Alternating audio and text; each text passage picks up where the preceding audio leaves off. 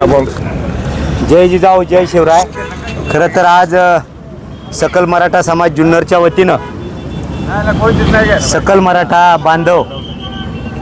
मराठा बांधव आज जुन्नर या ठिकाणाहून किल्ले शिवनेरी शिवजन्मभूमीतून छत्रपती शिवरायांना अभिवादन करून जरांगे दादांच्या आंदोलनाला सक्रिय सहभागी होण्यासाठी आम्ही सगळे सकल मराठा समाज बांधव निघालेलो आहोत। खरं तर आताच सन्माननीय आमदार अतुल शेठ बेनके यांनी या ठिकाणी येऊन सहभाग नोंदवलेला आहे। अतुल शेठ, तुम्हाला मराठा म्हणून निश्चितपणाने धन्यवाद आहे।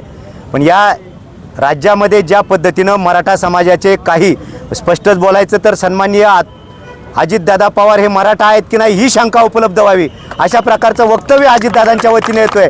आणि उद्या अजितदादा पवार हे या जुन्नर तालुक्यामध्ये शिवजन्मभूमीमध्ये तुम्ही त्यांना जाब विचारला पाहिजे की मराठा आरक्षण भले तुम्हाला घ्यायचं नसेल पण जो पिडलेला नाडलेला गरीब वंचित मराठा समाज आहे त्याच्यासाठी मराठ्यांचं आरक्षण अत्यंत गरजेचं आहे। खरं तर अजितदादांनी याबद्दल जाहीरपणाने माफी देखील मागितली पाहिजे। आदरणीय मराठा समाजाच्या बाबतीमध्ये एकनाथ शिंदे साहेब ज्या पद्धतीनं भूमिका घेत आहेत पण कुठेही त्यांचा आजपर्यंतचा चुकीचा शब्द नाही, पण ज्या पद्धतीनं अजितदादांचं मला आरक्षण नको मी दाखला घेणार नाही हे मराठ्यांच्या विरुद्ध त्यांचं वागणं आणि बोलणं निश्चितपणानं आम्ही त्याचा निषेध करतो।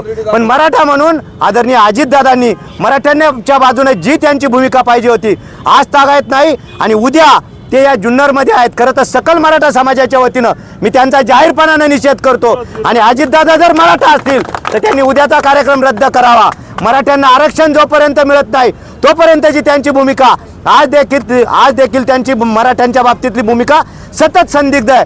कोणत्याही पद्धतीनं मराठ्यांच्या बाबतीमध्ये आले तर आम्ही तुम्हाला सोडणार नाही। ह्या ज्या भाषा आहेत उपमुख्यमंत्री म्हणून निश्चितपणाने त्यांची भाषा दुसरे एक उपमुख्यमंत्री जे मराठा नाहीत मी त्यांचं अजिबात समर्थन करत नाही, पण त्यांनी देखील मराठ्यांच्या विरुद्ध चुकीची भाषा वापरलेली नाही।